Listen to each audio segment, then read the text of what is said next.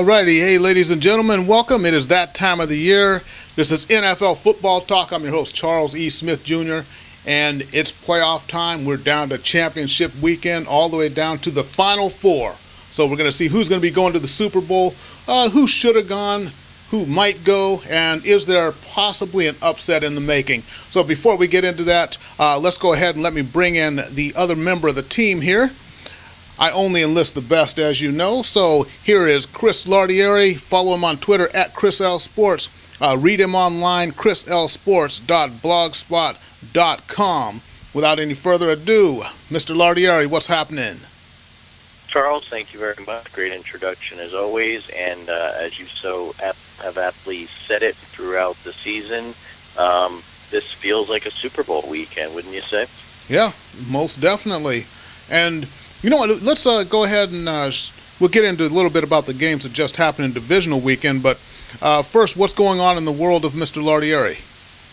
I'm really interested. It's been a long while since we've seen, essentially the four favorites make it to the conference championship. So I think that's really interesting. We got some great matchups. You've got the old guard, legendary quarterbacks in Denver and New England, and then the upstarts, the NFC West rivals that frankly can't stand each other, going back to the days of Jim Harbaugh at Stanford and Pete Carroll at USC. So really just two compelling matchups, two very different matchups, but I think and hope they'll be great games and will live up to the hype.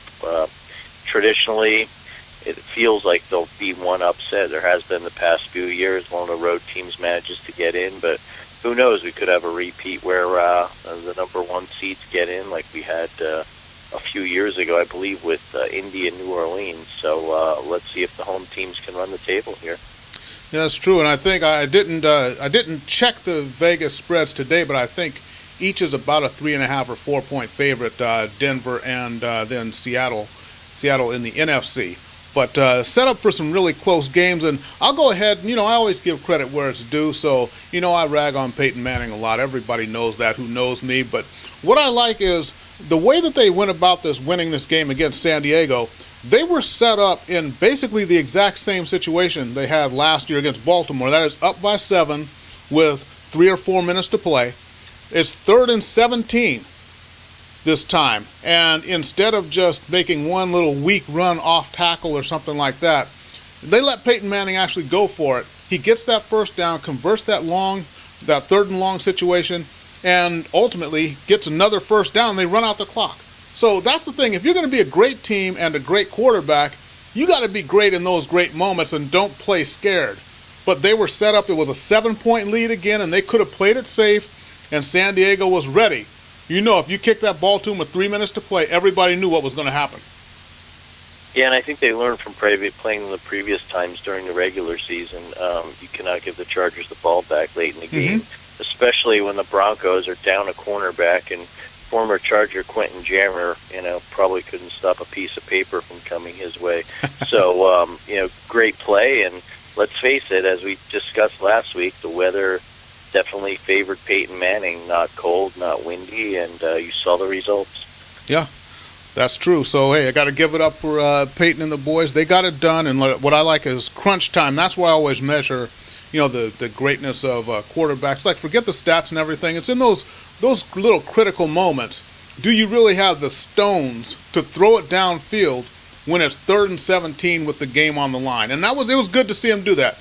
We're going to have to see him do something else this week, but that was definitely a step in the right direction, even at this stage of his career. It's hard to believe I'm saying that, but that's just the way it is. Yeah, the doubters are out there, and they were ominously quiet this past week. Oh, I thought you were talking about me, so that's why I was quiet for a moment. Good one. Yeah. Okay. All right. Actually, I was referring to the people back in Bristol, Connecticut, but that's okay. You can lump yourself in with them. You give credit where credit is due. Always. And then the other side, that was, you had Russell Wilson going up against Drew Brees out there, and you know what? That game was a lot closer than I thought it would be. It was 23-15 as far as the Seahawks came out on top. But Drew Brees gave it all he could, and I like the fight that the New Orleans Saints put up against the Seahawks, but the Seahawks were just a little too much for them. Yeah, and ultimately they dominated the first half. Mr. Beast mode, Marshawn Lynch, all over the place. The Saints could not bring him down. And while the score looked closer than it really was, I mean, you had the case of the Seahawks probably should have had an interception and really shouldn't have let an onside kick get away, or otherwise it wouldn't have been much of a game. But right. Let's face it, the one takeaway I get from this game besides Lynch is Russell Wilson slumping. If he's not able to throw the ball, and the 49ers have a great defense, keying on the run, Russell Wilson may have to make plays to win the game, to get a berth to the Meadowlands in the Super Bowl. See if he turns it around. Well, I think it's going to be on the shoulders of beast mode. I think this weekend, if Seattle is going to get anything done, beast mode is going to have to really have it working. Yeah, he better fuel up with a lot of Skittles before Sunday. Okay, and then of course, San Francisco and Carolina to play that game, against the Panthers. And, Cam Newton, I thought, that was one of the cases where I think the experience factor kind of came through there. And that game was really that third quarter where the Panthers were about midfield, and then there was 2 successive sacks there. That really was kind of what turned the tide for good in that game. Yeah, I think so. And you know what else? At the end of the first half, after Carolina had scored and it seemed as if the momentum shifted, the 49ers marched right back down the field and get a touchdown to take a lead going into the locker room. And I think that was a key turning point there. It was not the same Carolina team that came out in the halftime, and Kaepernick and friends just turned it on and pulled away.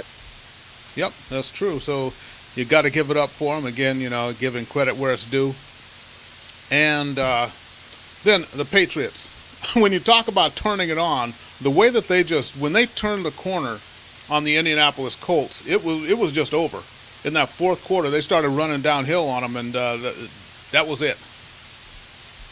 Yeah, and it was interesting. Everyone thought the elements would really come into play in the game, and what happened? LeGarrette Blount did his best beast mode and ran over Indianapolis left and right. One interesting takeaway from the game given to me by my friend Jose, who was watching it with me. He made a good point about Andrew Luck. When Andrew Luck ends up losing a game, it's because he seems to have that bad interception.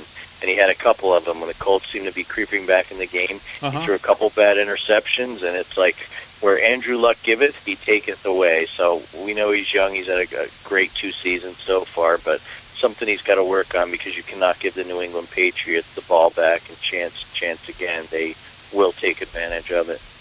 Yeah, that's true. And, the Patriots, you got the experience factor coming through. But one thing I'd like to see really with Andrew Luck, and I've tweeted about it, I think, in each of his playoff games, and that is, if Andrew Luck learns to pump fake well, and I think he has the hands big enough to do that, if he learns to pump fake, it's going to take him to a whole nother level also.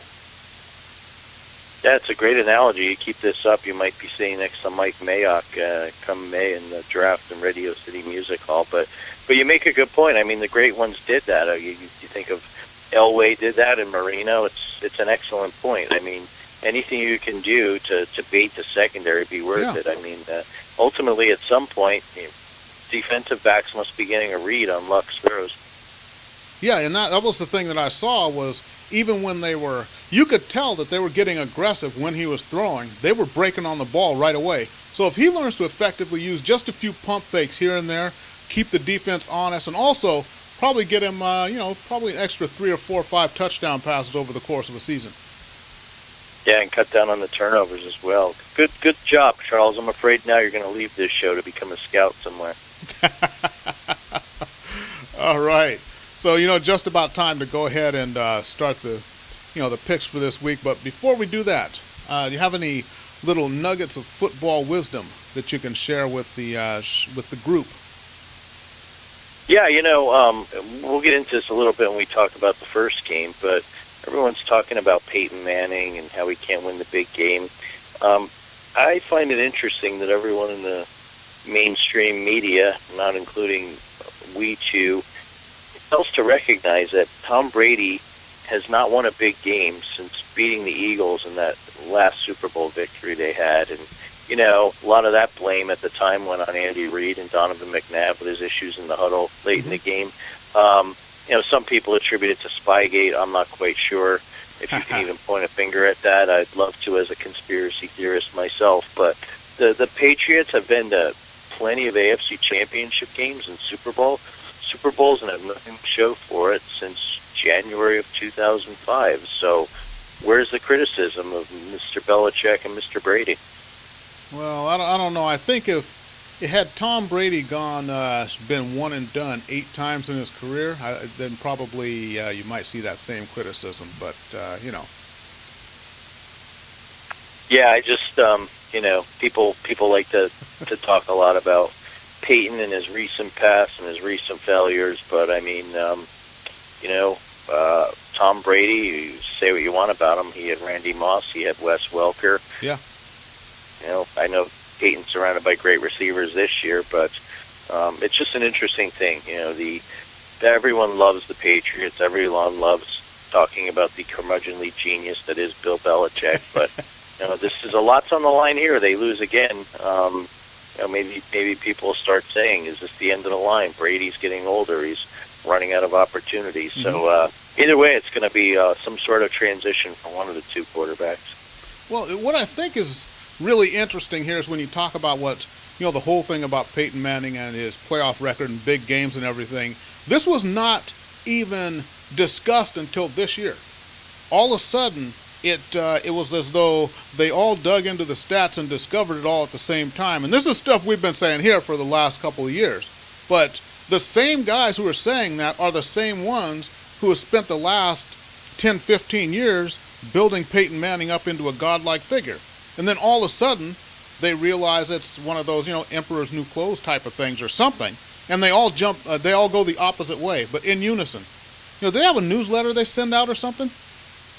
I don't know. I think part of it is the fact that Peyton Manning's a nice guy and a likable guy. And let's face it, it's kind of like the Baseball Hall of Fame voting. How many players with great careers didn't get in because they treated the media like crap? So I think there's a kid gloves effect to it as well.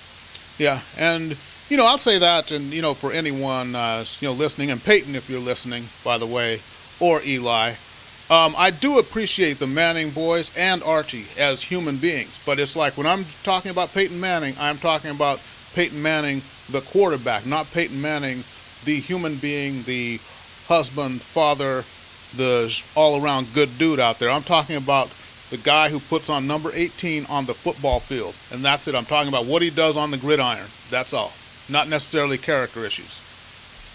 Yeah, and an interesting sidebar to that is you hear the chirping and the rumblings coming out of New York about how Eli hasn't done anything. And, he won 2 Super Bowls, the worthy flukes. I mean, do you think Peyton would be happy with 2 Super Bowls at such a young age? And people don't talk about that. His younger brother has essentially eclipsed him in terms of performing in the clutch and big games / Super Bowl. Please don't sue me, NFL.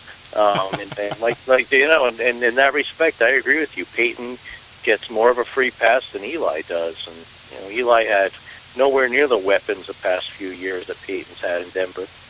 Right, and also, and I was talking with someone a couple of years ago about this. Was Eli Manning a Hall of Famer? And I said I think he will be when all is said and done. And much like Tom Brady, we look at Brady. I remember, talking about Tom Brady after he had been in the league for 4 years and had 3 rings. And it's like, is he a Hall of Famer? Well, I don't know. If he didn't play another down of football, he still has 3 rings in a short time. So now he's got and he filled in the rest of his career, though. And Brady is an obvious Hall of Famer. But I think sometimes it happens in reverse. As far as you get all that glory in the beginning, and then you look at Brady, he got the rings, and now it's been a dogfight these last 10 years to try to get another ring.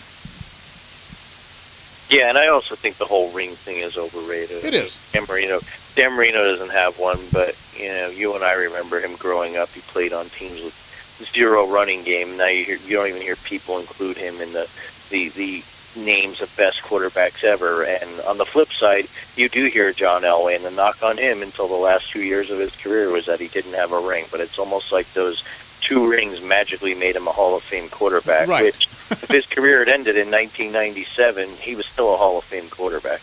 Yeah, and I think, too, that the whole thing of getting rings is something that it got taken out of context. I understand what they mean when they talk about, getting rings, and that's about the clutch performances and things, but it just got taken way out of context. Now you got, in fact, they were joking about it on ESPN when Dilfer was talking about, people getting rings. Said, I got a ring, and then someone else said, so you mean you're a better quarterback than Dan Marino? And, a big laugh was had by all, because obviously he's nowhere near that caliber, but sometimes it's just a right place, right time sort of situation. Yeah, absolutely. And the better debate would have been, are you better than Mark Rippon or Brad Johnson? Well, he had fewer interceptions than Brett Favre, but we could be on this all for another few hours. So let's go ahead and we'll get into the picks of the week here. Let's do it.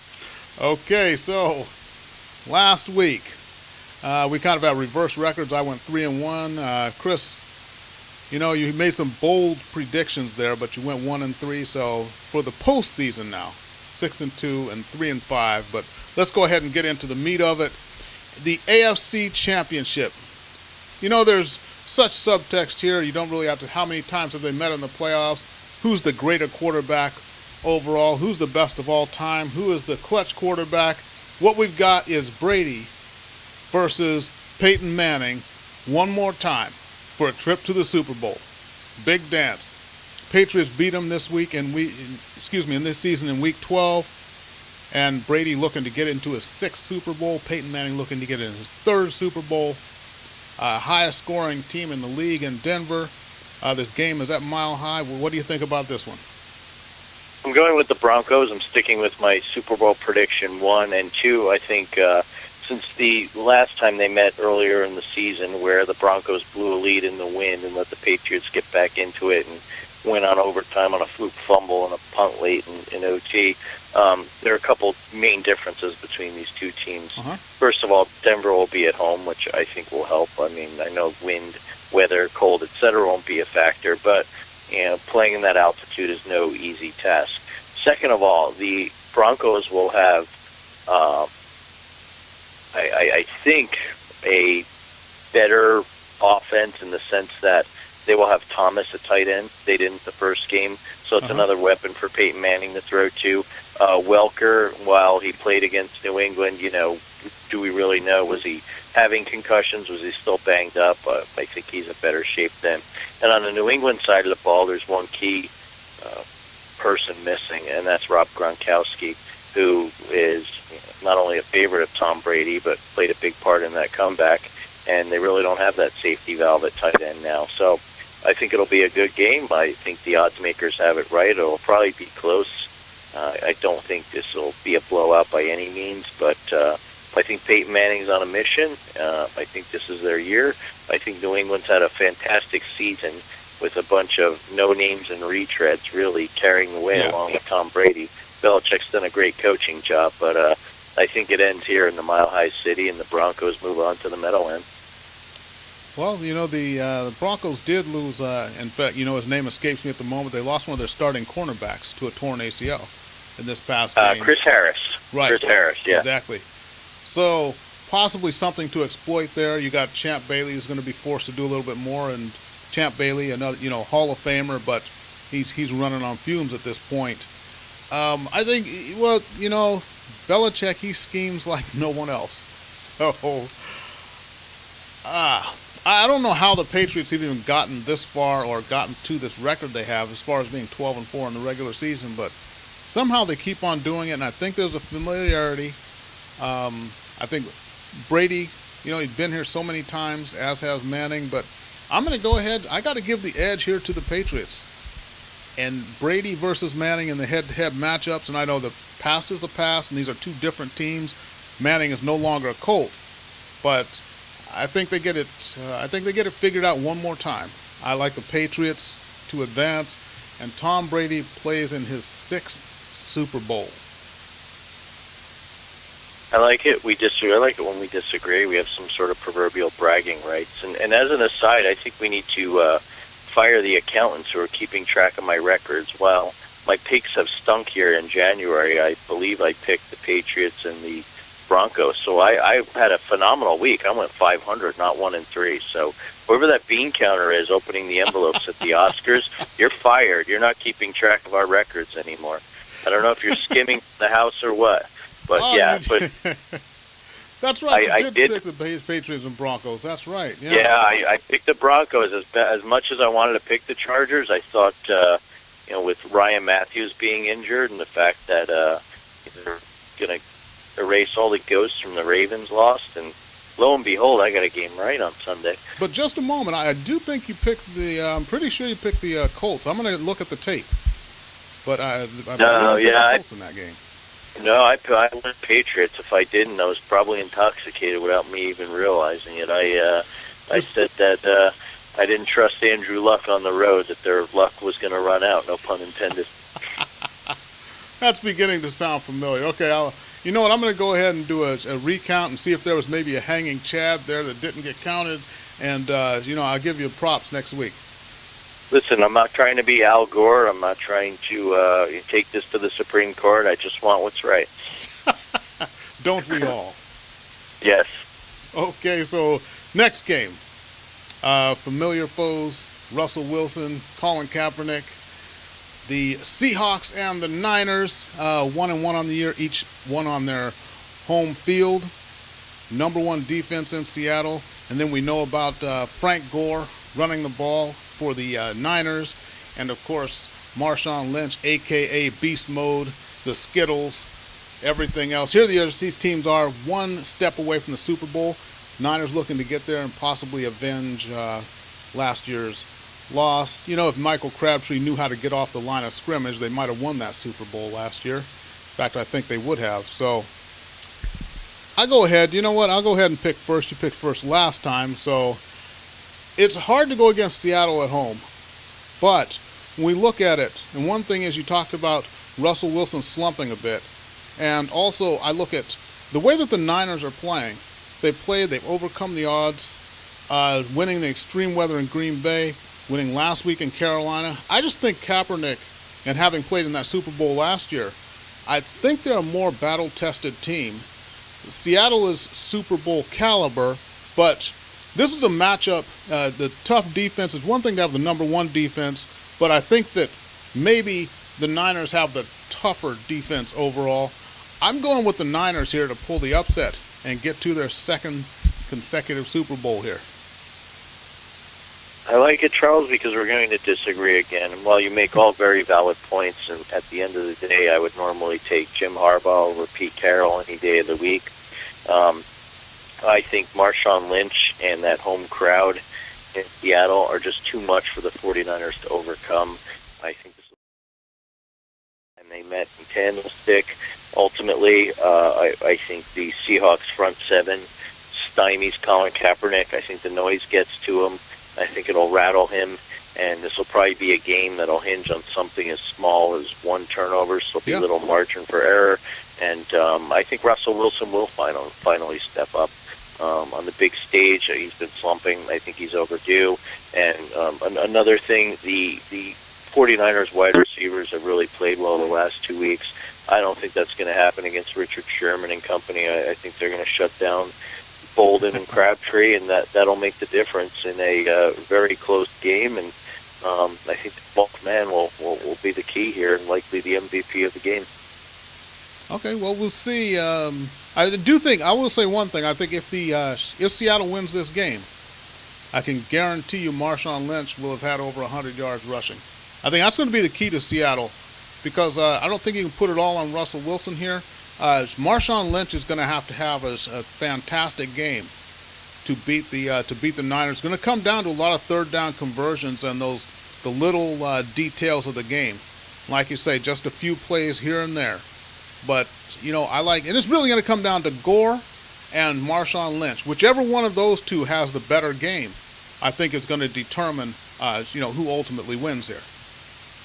Yeah, definitely. It's old school football. The running game is going to control the line of scrimmage, the time of possession, and ultimately win you the game. What a concept. We were just talking a few months ago about passing and breaking all these records, and it's nice to see a running back or two get some acknowledgement here. And ultimately decide whether a game is won or lost. Well, the league goes pass happy, as we know, but what are the final four teams here? What do they all do well? They run the ball very well. The Patriots run the ball well. The Broncos run it well. We know about the Niners and the Seahawks. So you can get all the yards you want through the air, but when it comes right down to it, you've got to have the effective ground game like the Ravens did last year when they won the Super Bowl to win the big games. You've got to have a good ground game.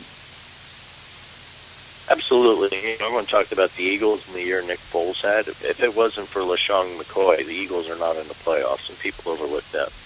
Yep, that's true. And so, in the battle for Skittles, you're going with Marshawn Lynch. I am. I'm going to take the Seahawks, and I think, normally I don't like to play the chalk. I don't like both number one seeds getting to the Super Bowl, but I think the trend will be bucked this year.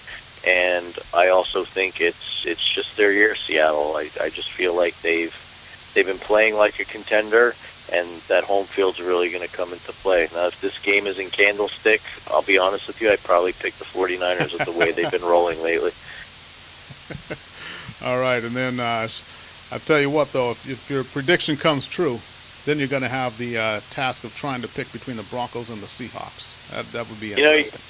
Yeah, you read my mind. Now that I think about it, it's probably good we have a bye week because I need an extra week to obsess over that. Because if it does end up being that way, I have no idea who I'm picking because I think it'll be a phenomenal offense against a great defense. And ultimately, when you flip it around, if that's the matchup it's going to be, just looking at it in my crystal ball here, it's going to come down to who's better, the Broncos defense or the Seahawks offense. That's a total crapshoot. Yep, that's true. So, we got just a few more minutes here now. What do you think? We've gone ahead and picked both the games, but as far as the general NFL, the coaching searches that are going on, we talked about Ken Wisenhunt unexpectedly kind of takes the job at Tennessee as opposed to the job in Detroit, and the one team left still without a coach, the Cleveland Browns, who there have been a couple of coaches that have actually withdrawn their name from consideration there. So what's going on in Cleveland? I know you always have your finger on the pulse of the Cleveland Browns. What are you hearing out there? Yes, that's me. I'm part of the Dog Pound, the honorary member.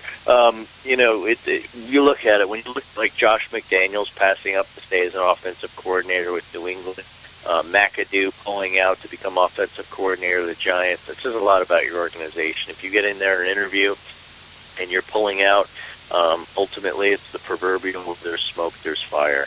Yeah. And I know the Browns are spinning it that they're taking their time and this and that, but ultimately, we hit on this last week, and Charles, I think I'm going to lob you the softball here and let you crank it into left center field for a double. Tell the audience about what you heard said on ESPN today and how we were onto this well over a week ago. Yeah, that's true. Mark Schlereth on ESPN Radio this morning actually said that the NFL should have a moratorium on the hiring of new NFL head coaches until after the Super Bowl to give all those coordinators a chance to focus on the game, during that whole time, and then they can go ahead and do these interviews and things. And this was exactly the thing that we talked about on this show last week. So, hey. There you have it. Mark, I'd like to welcome you to the Inside Sports TV Club. Thank you for watching. I appreciate it. But that said, Ken Wisenhunt's a perfect example of why we need this rule. The guy was doing an interview with the Titans on Friday night, I believe. Then Detroit came to Denver to speak with him on Saturday. And listening to sports talk radio in San Diego on Monday and Tuesday, you start to hear the rumblings from some in the media there and the listeners. Was he distracted? Right. Did it take away from his game plan? Did he have only one eye on the road? I completely agree. And the fact that he interviewed with Detroit, and on paper it looks like Detroit's got a better team talent-wise to work with. There he goes off to Tennessee. So, if you ask me, Detroit's not much different than Cleveland. I know they got Jim Caldwell, but it wasn't their first choice. He's not, while he was an offensive coordinator in Baltimore, I really don't view him as a Wisenhunt type in terms of running the sort of offense that they ran in San Diego that might be a little more quarterback friendly. But the Browns ultimately are just going to have to probably wait for one of the coordinators that's either in the conference championships or Super Bowl to interview with. But what happens then if they pass up on it? What do? You're running out of options. Right, and the other thing is with the Browns, if you look at them firing Chudzinski, and everyone is talking about they only gave him 1 year there, and you look at that, he was there 1 year. Halfway through, they trade Trent Richardson, who they were supposedly really building the franchise around, traded to him, start stockpiling draft picks, and then you fire the coach after a year like that. What exactly was Chudzinski supposed to do with what he had to work there in Cleveland? On top of that, did he even have a healthy quarterback for more than 2 to 3 weeks? Right, exactly. They're down to Jason Campbell. And in addition, let's face it, there's been some rumblings that people are shying away from Cleveland with the way they treated Chudzinski, and some of these candidates even reached out to Chud to ask him about it, who probably told them, stay the heck away. I'm happy to be getting paid not to coach them. Yeah, and I'd also have to ask, I know about the prestige of being a head coach, but when you look at the offensive coordinators we're down to now, or the defensive coordinators, would you rather be a coordinator for a championship team or be head coach of the Cleveland Browns? Dilemma. It's a no-brainer. You look at McAdoo, he's not even going to be the coordinator of a championship team. He's a coordinator of a mediocre team, and that's still more interesting and a better opportunity than being head coach of the Browns, where he'll probably be back to being a coordinator again in 2 years. Yeah. There we go. All right, everybody. So thanks for listening. We're about to wrap it up. Final words there, Mr. Lardieri? Yeah, something that kind of slipped under the radar this week. A federal judge basically kicked back the concussion settlement with former players and the NFL, I don't think, is going to get away with what a lot of people initially thought was kind of getting off easier than they could have, getting, I believe, somewhere in the neighborhood of $760 million settlement. So this could be interesting. Let's face it, this federal judge kicking it back is going to cost the league a few more bucks. So my first bold prediction of the 2014 offseason is this will be the first nail and thorn, whatever have you, in Roger Goodell's side. Okay, we shall see. And remember, everybody, especially on game days, follow Chris on Twitter at Chris L Sports. Read him online, chrislsports.blogspot.com. Follow yours truly on Twitter at The Inside Sports. So remember, this is NFL Football Talk. This is an Inside Sports production. I'm Charles E. Smith, Jr., so from Mr. Chris Lardieri, we'll see everybody next week and enjoy Championship Weekend. Thanks for joining us.